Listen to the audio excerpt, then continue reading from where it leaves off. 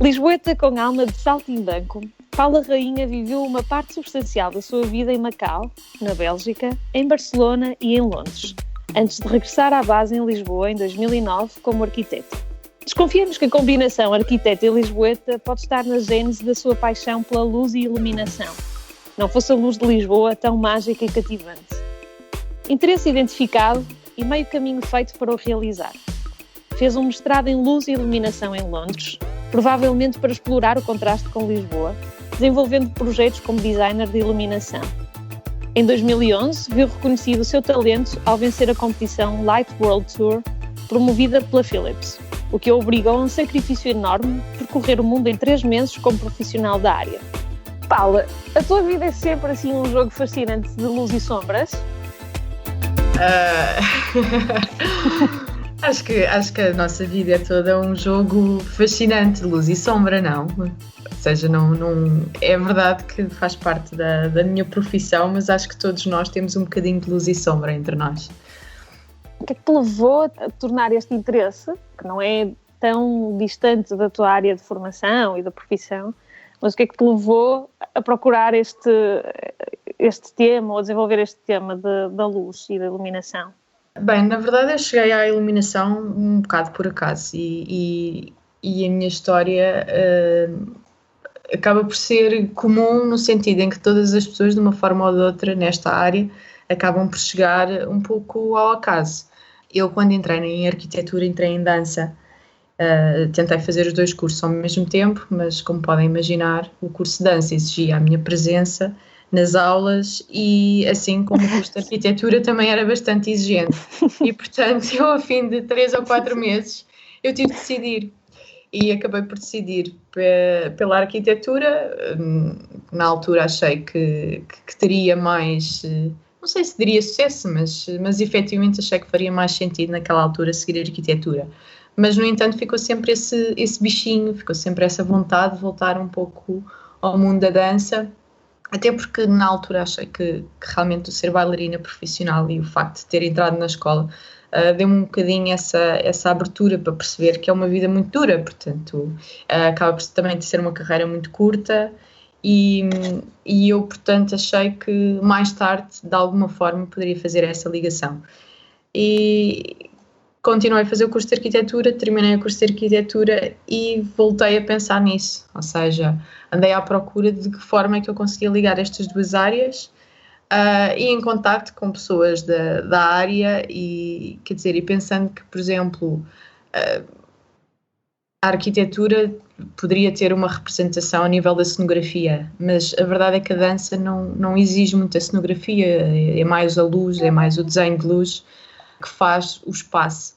E, portanto, foi através do desenho de luz que eu comecei a interessar-me por esta área. Portanto, cortando a história, não é? Que ela acaba por ser longa, andei a pesquisar cursos nesta área. Em Portugal, efetivamente, não há muita formação, principalmente ao nível de uma pós-graduação, de um mestrado, porque eu já tinha tirado a licenciatura.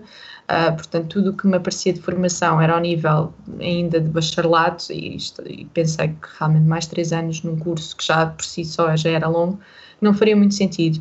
E surgiu uma oportunidade de ir para Londres para um curso de iluminação, numa faculdade de arquitetura, e que eu achei que faria todo o sentido. No fundo, era uma perspectiva um bocadinho geral do que é a iluminação, e que eu depois achei que poderia aplicar aos 2 mundos e hoje em dia posso dizer que eu nunca fiz desenho de luz e enverdei completamente pela iluminação na arquitetura. Para quem, como nós, não percebe qual é a diferença entre uma coisa e outra, o que é o desenho de luz e o que é a iluminação? Ambas as áreas têm exatamente as mesmas ferramentas, ou seja, quando falamos de desenho de luz, falamos de uma iluminação mais cénica e, portanto, se imaginarem num contexto de um teatro, ou num contexto da própria dança ou de espetáculo, tudo o que é luz colorida, portanto, ambientes, a criação de ambientes, a criação de conceitos, no fundo, projetam, a luz projeta qualquer coisa que nos faça remeter para um cenário ou para uma imagem, não é? Se pensarmos no teatro, tudo é criado e tudo está também um bocadinho ao cargo da nossa imaginação. O que eu chamo de iluminação arquitetural ou arquitetónica é uma iluminação, no fundo, também tem de ser funcional, que também deveria ser um bocadinho cénica e que responde um pouco às nossas necessidades. Portanto, está diretamente ligada à arquitetura, é quase como se fosse uma especialização da própria arquitetura. Claro que estes mundos podem se tocar, eu posso trazer conceitos da iluminação cénica para a iluminação arquitetural, da mesma forma que eu posso fazer ao contrário, mas a iluminação cénica, penso, o desenho de luz, por assim dizer, acaba por ser tem uma panóplia de possibilidades muito maior que a iluminação na arquitetura. Isso deu-te um ponto de diferença em termos dos teus serviços, digamos assim, como arquiteta, ou tu depois especializaste mesmo nisto e deixaste de fazer projetos gerais de arquitetura? Neste momento, praticamente a minha experiência é só em iluminação. Faço pequenos projetos de arquitetura, mas mais a nível particular e pessoal, ou algum amigo que me pede, até porque, não sei, ao fim destes anos, efetivamente uma pessoa depois também se sente mais segura, entre aspas, na sua área. E, efetivamente, no meu caso, é mais iluminação, sinto que estou mais no meu ambiente que propriamente na arquitetura. E o facto é que são duas áreas também que exigem uma constante aprendizagem. Acho que todas as áreas exigem. Mas a arquitetura, se vocês pensarem, assim como a iluminação, todos os anos temos materiais diferentes, ou seja, o processo de arquitetura acaba por ser tão complexo, porque temos de aliar todas estas especialidades, as águas e as eletricidades, os materiais, portanto, a construção. O processo é tão complexo, cada vez mais a arquitetura começa a ser especializada. E, portanto, conseguirmos ter quase o conhecimento total da arquitetura é impossível, hoje é impossível. Acho que estamos um bocadinho a deslocar-nos do arquiteto que faz tudo para o arquiteto que faz só uma parte. E nesse aspecto, na iluminação, eu acabo por fazer só essa parte, ou seja, considero que sou arquiteta só dessa parte da iluminação. O que é que te levou a viajar tanto e viver tanto fora? Foi também no seguimento foi antes ou depois de enverdares por este caminho? Eu acho que foi antes, ou seja, o facto também de ter crescido noutro continente que não a Europa, eu acho que de certa forma nós desde pequenos fomos habituados a estar em vários sítios ao mesmo tempo, ou seja, fisicamente estávamos lá, mas pensávamos em Portugal, e portanto quase que não sei, eu sinto um bocadinho isso, não sei se posso generalizar. Mas sinto que fui realmente sempre um saltimbanco, que não estava, que estive sempre assim inquieta, porque sabíamos que os sítios onde passávamos eram sempre temporários, tentávamos, pelo menos relativamente à experiência de Macau, não, ou seja, crescer um bocadinho neste ambiente, um bocadinho incerto, no sentido de que se calhar para o ano vamos embora, lembro-me perfeitamente. E então acho que levou-me principalmente a gozar as coisas muito mais, a viver as coisas muito mais intensamente, e no fundo depois quando voltei para a universidade em Portugal ficou sempre essa vontade de ver coisas diferentes, porque era isso que eu estava habituada, todos os dias víamos coisas diferentes, éramos confrontados com culturas diferentes, com realidades diferentes. O facto também, Macau depois acaba por ser um ponto de partida para muitas zonas do Oriente, e portanto acho que nós na nossa gênese acabámos por ser habituados e tivemos esse privilégio de poder viajar ali à volta e sermos precisamente confrontados com essas novas possibilidades, essas novas realidades, que quando eu voltei senti que não havia esse desafio, que acho que a mentalidade na altura até era bastante fechada, hoje as coisas mudaram em Portugal. Mas eu sentia uma grande diferença relativamente aos meus colegas nesse sentido, que eu estava muito mais virada para fora do que propriamente para dentro. E por isso, assim que tive a oportunidade de fazer o Erasmus, predispus-me, fui fazer também estágio lá fora, e depois acho que essa procura também do desenho de luz e de não o encontrar em Portugal, se calhar no meu inconsciente também teria um pouco a ver com a minha vontade de voltar a ir para fora. Acho que há sempre essa vontade, não é? Temos sempre um pezinho lá fora, apesar de gostarmos das nossas raízes por cá. E agora que estás por cá, O que é que tu retiveste mais, ou o que é que achas que da tua experiência fora de Portugal tem mais impacto na tua vida atual? Eu acho que no fundo, e isso se calhar acontece a muitos níveis, mas é a parte mais de confronto cultural, ou seja, eu facilmente me adapto a culturas e isso é extremamente importante para o meu trabalho, na medida em que eu acabo por ser faço consultoria e, portanto, estou sempre inserida em equipas diferentes, ou seja, eu trabalho com várias equipas de arquitetos, portanto, não trabalho sempre com os mesmos e as pessoas são sempre diferentes, ou seja, eu até mesmo num mesmo ateliê de arquitetura que tenha várias equipas, são quase formas diferentes de trabalhar. Eu acho que isso tem muito a ver com essa experiência que tive de trabalhar também lá fora, estudar lá fora, de ter estado sempre em contacto com culturas diferentes, com pessoas diferentes, com backgrounds diferentes e, portanto, exige-nos uma ginástica mental e sociável ou social, não sei se pode dizer assim, de podermos nos adaptar e ajustar-nos a essas formas todas diferentes de ver as coisas. Falaste agora em consultoria, que é como tu prestas os teus serviços, e eu gostava que tu nos contasses um bocadinho como é que começaste a ser freelancer e depois como é que passaste de freelancer a abrir a tua própria empresa e como é que organizas a tua empresa consoante os projetos que tens. Bem, eu assim que quando terminei o curso, eu fiz o curso em Londres, quando terminei o curso, estive a trabalhar 5 anos em consultoras de iluminação, portanto, a minha experiência inicial até foi em consultoras até bastante grandes, ou seja, com uma estrutura quase de multinacional, éramos um departamento num escritório, se calhar, de 400 funcionários. E, portanto, de certa forma, aprendi a organizar as coisas de forma diferente. Ou seja, vejo o funcionamento de uma empresa um bocadinho diferente.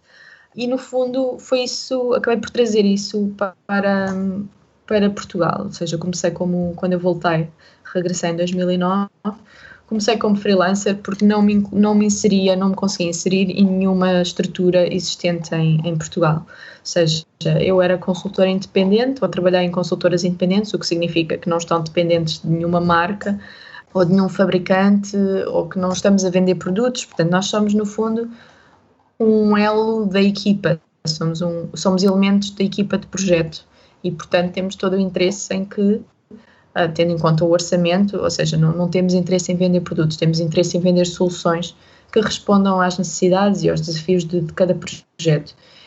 E o que não acontece em Portugal, ou seja, isto ainda é um conceito muito novo, não existe propriamente consultoria independente, e daí também a dificuldade e o meu início ser como freelancer. Ou seja, passou por um processo muito de educação, de explicar às pessoas o que era consultoria independente.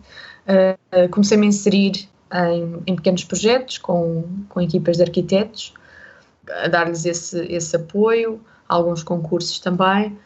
E depois houve aqui realmente um ponto de viragem, porque começaram a surgir projetos também até ao nível internacional de arquitetos que tinham projetos que exigiam consultoria de iluminação e no fundo depois, um pouco por passa-palavra, as coisas começaram a tomar uma dimensão que já não me permitia ser freelancer, ou seja, que também, obviamente em termos de fiscais e não só em termos de estrutura, que não me permitia e que me permitiu fazer esse passo um pouco para uma empresa.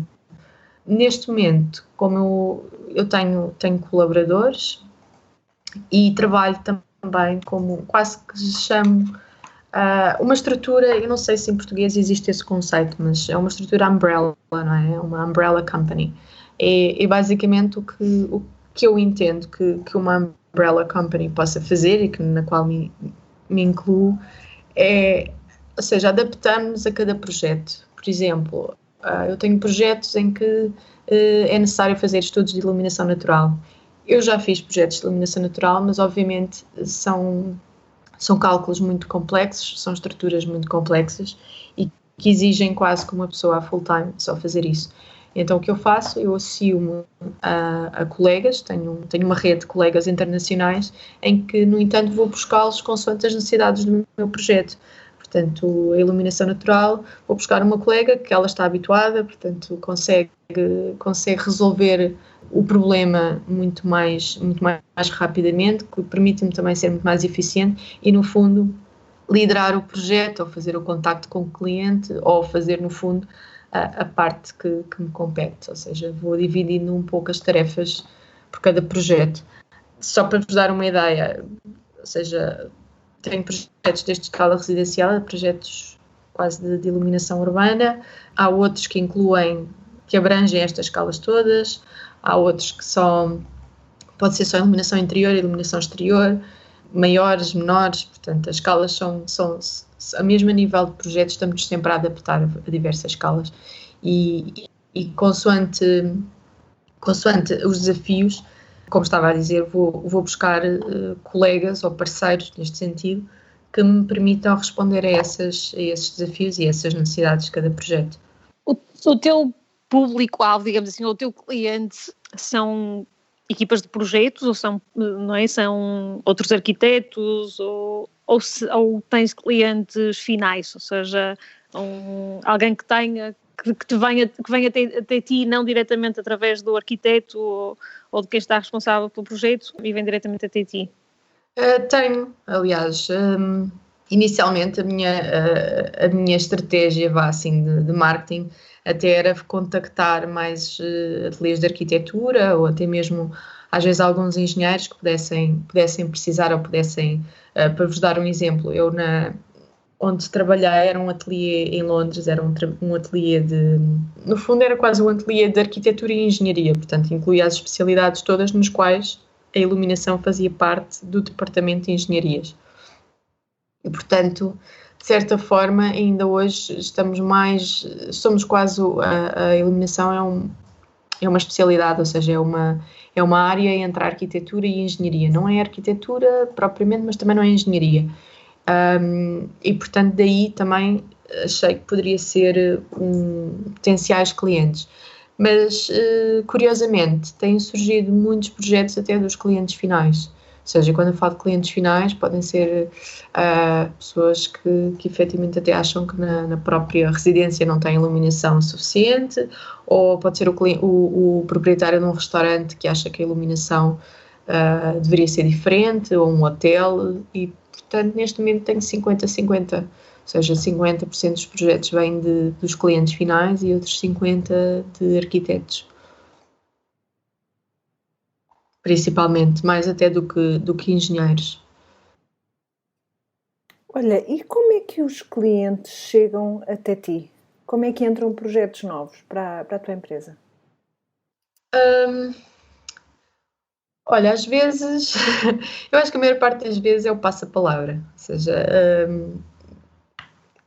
tive aquela primeira oportunidade, ou seja, de contactar com um ateliê de arquitetura relativamente grande e depois eu acho que a partir daí, ou seja, depois o mundo da arquitetura acaba por ser relativamente pequeno, embora já com alguma dimensão em Portugal, mas a sensação que eu tenho, pelo menos a nível de Lisboa, é que as pessoas vão passando pelos vários ateliês e acaba por ser um passa-palavra. Portanto, eu neste momento estou a trabalhar com arquitetos que trabalham neste ateliê grande, que entretanto saíram, ou que estão a fazer as suas próprias empresas também e voltaram-me a chamar. Muitas das vezes é o passa-palavra. Já tive até, inclusivamente, ou seja, na própria equipa de projeto, imaginem, a engenharia ou até o designer gráfico ou branding que sabe que alguém precisa de um lighting designer e no fundo me recomenda porque estamos a trabalhar em projetos, noutro tipo de projetos, ou seja, não há propriamente uma forma linear de como é que eles vão surgindo, acho que é um pouco orgânico. O que eu sinto efetivamente, e isto de alguns anos para cá, é que há muito maior a sensibilização relativamente à luz ou aos ambientes criados pela iluminação, o que não acontecia quando eu, por exemplo, cheguei a Portugal, ou seja, a iluminação era uma coisa que as pessoas achavam estranhíssima e quando eu tentava explicar havia uma certa resistência e dificuldade em perceber o que é que no fundo, o que é que eu fazia. E hoje em dia acho que as pessoas já se começam e conseguem relacionar um pouco, ou porque já viram, ou porque já experienciaram, de certa forma, em certos espaços. E daí também esse aumento de clientes finais. Falaste há pouco de vários tipos de projetos, tanto no espaço público como no espaço privado. E eu queria te perguntar se tens algum que queiras destacar, que te tenha dado especial prazer fazer? Sim, quer dizer, acho que eu vejo os projetos todos como um desafio. Acho que as escalas urbanas, a escala urbana tenho particularmente gozo. Não sei se seria gozo, mas porque acho que a responsabilidade é grande e acho que o impacto que podemos fazer ao nível público acaba por ser mais interessante na minha perspectiva do que o impacto, por exemplo, ao nível de uma residência. Não que eu não acho que possa melhorar a vida ou a qualidade de vida de algum cliente que venha com algum problema ou porque acha que não tem luz suficiente na casa onde vive, mas se nós pensarmos que à escala pública o impacto que eu posso ter é ao nível, ou seja, posso tocar muito mais pessoas e posso contribuir para essa qualidade de vida numa escala muito, muito maior. Eu tive agora a oportunidade de trabalhar com um ateliê de arquitetura, os RUA, em 2 projetos urbanos em Sacavém e Moscavide, e apesar de todos, ou seja, foi um projeto que passou por todas as fases de consulta pública, etc., e efetivamente sentimos que nós estávamos ou que poderíamos contribuir para essa melhoria da qualidade de vida das pessoas. E quer dizer, quando eu falo de iluminação, se calhar estão a perguntar como é que eu posso melhorar a qualidade de vida das pessoas ao nível público. Imaginem que, por exemplo, hoje em dia fala-se que a segurança está diretamente ligada à percepção da iluminação, ou seja, as pessoas sentem-se mais inseguras quando está mais escuro. Não quer dizer que seja um sítio mais inseguro ou não, mas é realmente a percepção que as pessoas têm. Ou seja, há muita coisa que nós podemos fazer com a iluminação e contribuir um bocadinho para essa melhoria do bem-estar das pessoas e, no fundo, com a iluminação também ao nível, não só podemos prolongar a vida de uma cidade, não é? Porque podemos regenerar zonas e acho que esse caráter social interessa-me bastante. Paula, e com essa vida tão ocupada que tu tens, com projetos tão diferentes e tão diversos, como é que é a tua estrutura de apoio?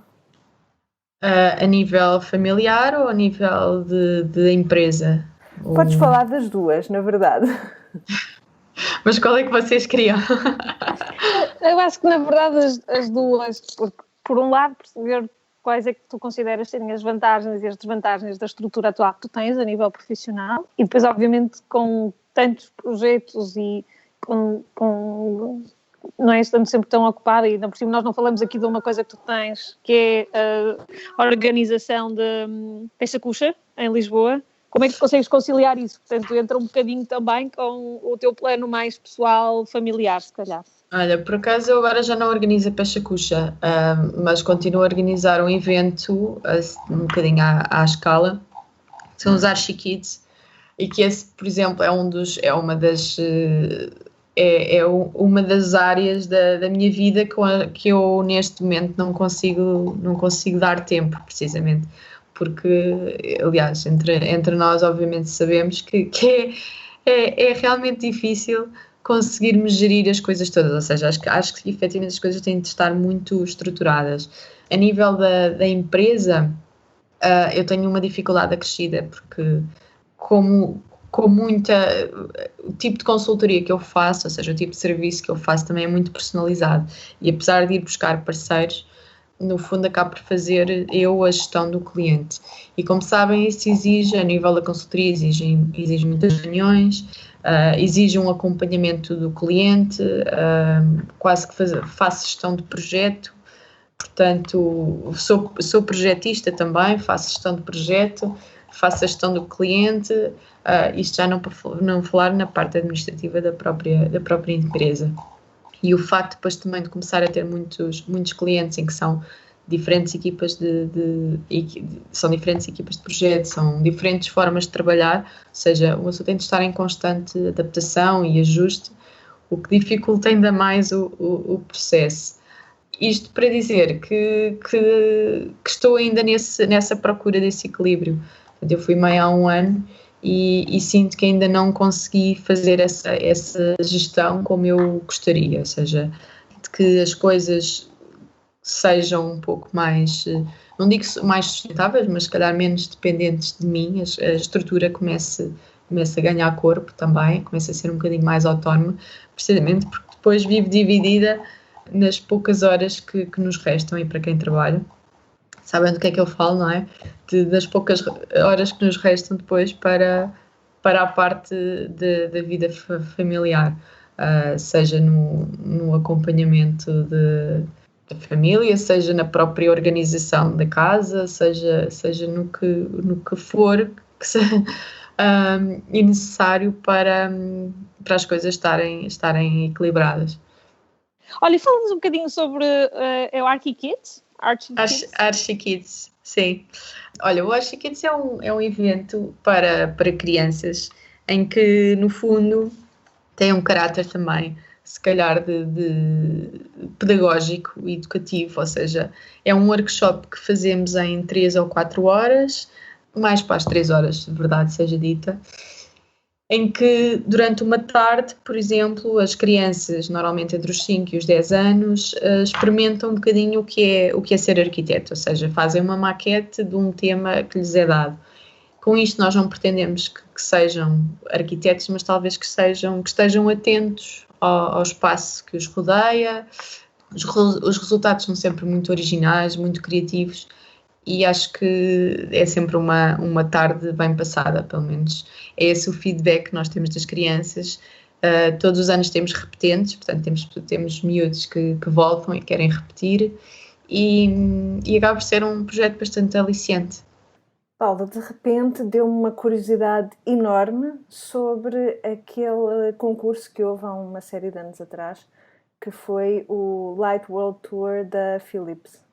E eu sei que até parece que estou a voltar atrás no tempo, mas de repente... Sim. De repente lembrei-me. Podes-nos falar um bocadinho mais sobre isso?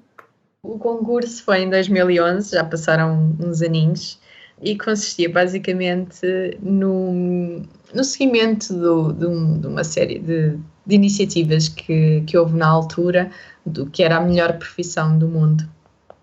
E no mundo da iluminação, alguém teve também a ideia, como uma estratégia de marketing e de promoção também da própria profissão, no fundo, do que é que poderia ser a melhor profissão do mundo na área da iluminação.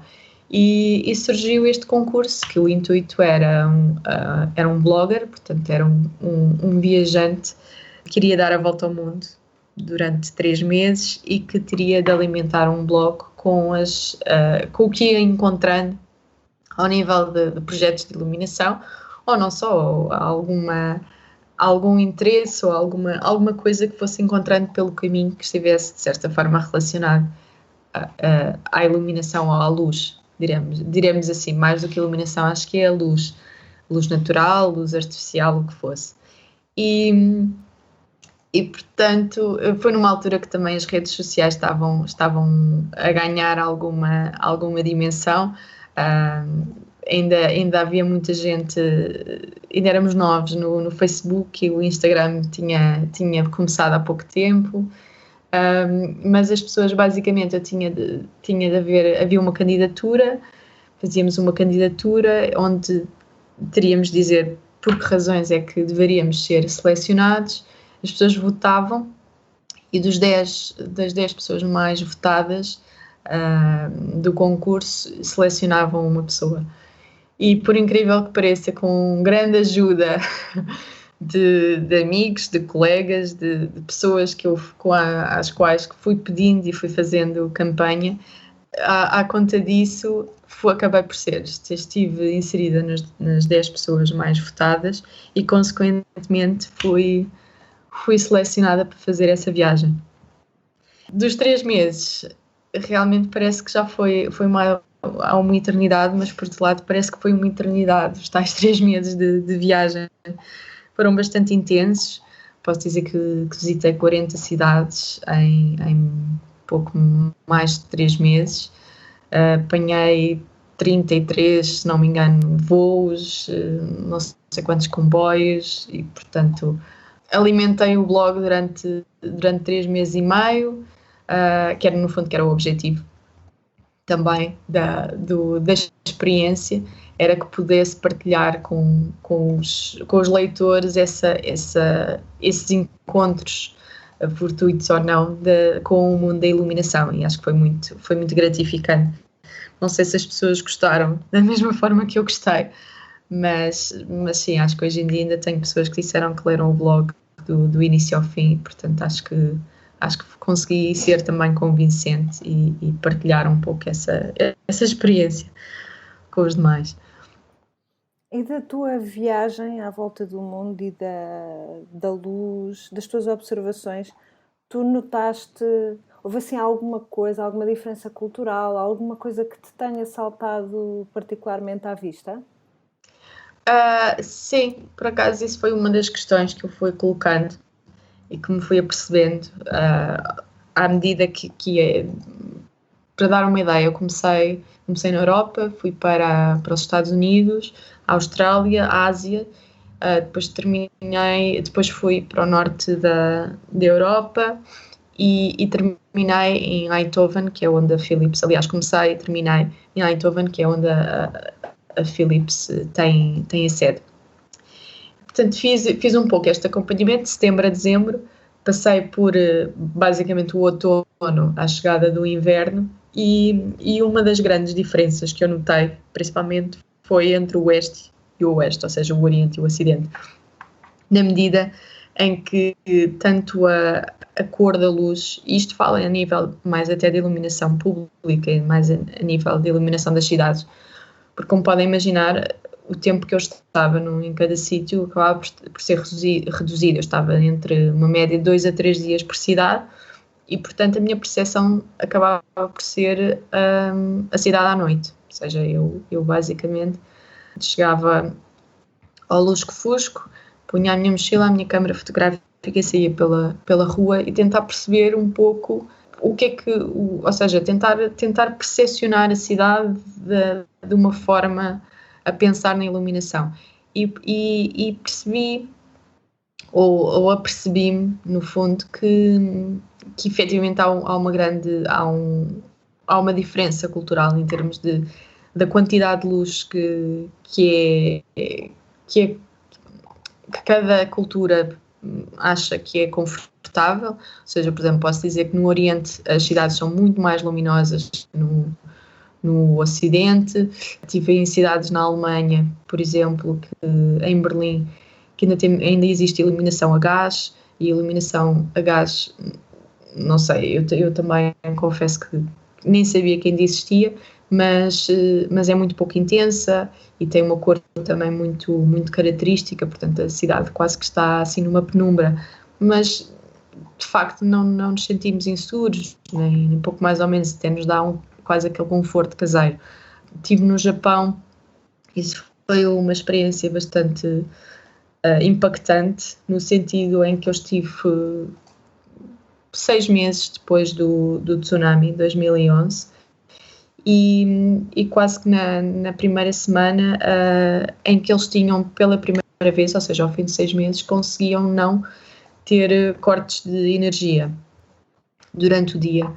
Ou seja, porque a seguir ao tsunami, o que aconteceu é que eles todos os dias, por uma forma de poupança de energia, reduziram, ou seja, houve cidades que ficaram praticamente às escuras, durante 2 e 3 horas pelo menos tinham um apagão e, portanto, a cidade tinha de gerir e as pessoas tinham de se organizar de forma a que durante aquelas 3 horas não precisassem ou não usassem eletricidade, mas muitas instalações de iluminação, ou seja, muitos projetos que eu vi no Japão estavam com metade das luzes acesas. E foi interessante porque percebi que isso tinha sido, ou seja, foi o facto, eles estavam super orgulhosos, pelo menos as pessoas com quem eu falei, e demonstravam isso, que as pessoas estavam muito mais tranquilas, ou seja, aquela agitação do Japão e o buzz da cidade, que as pessoas parecem que eram muito mais serenas e diziam que achavam que era pelo facto da cidade estar muito menos iluminada, ou seja, que havia assim uma certa tranquilidade, ou seja, baixaram as luzes. Mesma coisa quando nós, não é? Quando estamos num espaço, quando reduzimos a intensidade da luz, que também nos sentimos mais propensos a relaxar. E eles falaram um pouco sobre isso, ou seja, arquitetos e designers com quem eu estive em contacto, que também tinham sentido isso. E o facto também do poder do coletivo, ou seja, pelo facto de toda a gente reduzir um bocadinho o consumo de eletricidade, o consumo de energia, conseguiram deixar de ter apagões. Ou seja, conseguiram poupar energia de forma a que essa alimentação de energia pudesse ser constante e não ficassem horas sem ter luz. Isto em confronto com uma cultura em que a iluminação, ou quanto mais luz, mais rica, ou é uma cidade, ou mais rica é um povo, em que as luzes são muito brilhantes, ou seja, que têm efetivamente uma aptidão para terem luz muito mais intensa, luz muito mais branca, por exemplo. E foi efetivamente esse choque, que também foi um choque para mim, a perceber-me desse impacto que certas ações podem ter ao nível de percepção de um espaço, nomeadamente no campo da iluminação, foi bastante interessante. Esse blog ainda está online?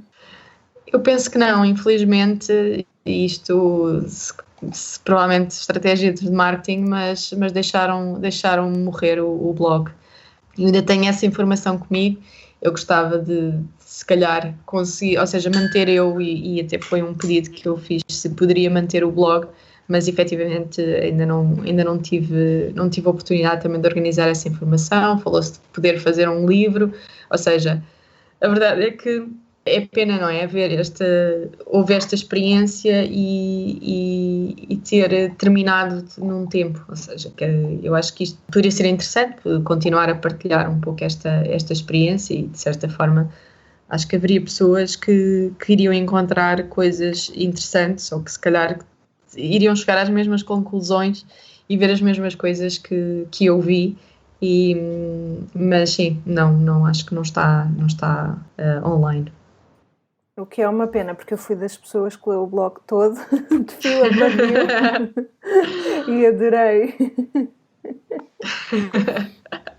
E isso também foi uma coisa interessante, ou seja, porque as pessoas que estiveram a seguir o blog não eram necessariamente ligadas à área, e o facto de poder ter esses dois tipos de público e se calhar confrontá-los até com coisas que nunca tinham pensado, acho que também foi bastante estimulante até para mim, não é? Perceber, haver aqui várias interpretações da mesma coisa e no fundo educar um bocadinho o público, ou sensibilizar para esta matéria.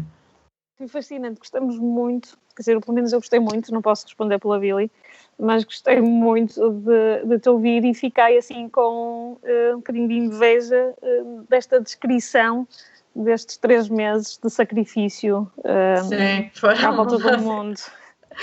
Mas olha, que por incrível que pareça, eu ao fim de 3 meses eu precisava de parar, porque foi um bocado intenso e fisicamente muito exigente, bastante exigente, sim, já para não falar do jet lag, etc. Portanto, sim, há o lado glamouroso, mas também há um lado de sacrifício, por assim dizer.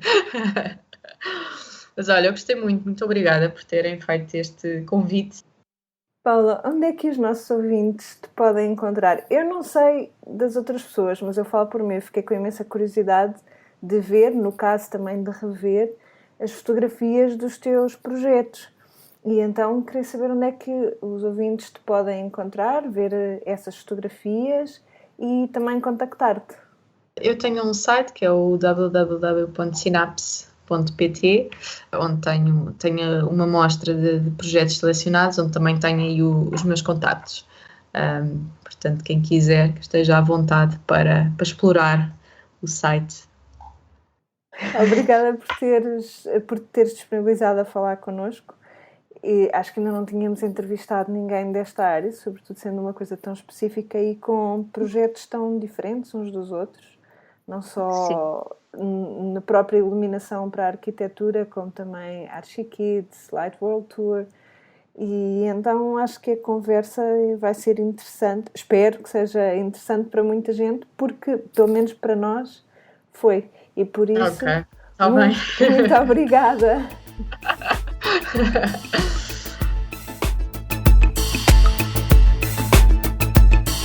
A Anita regressa ao trabalho a cada 2 semanas com um ponto de situação nos seus projetos.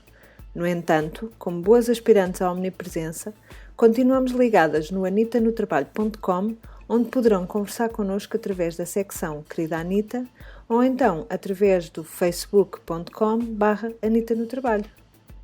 Até breve! Espera, até breve.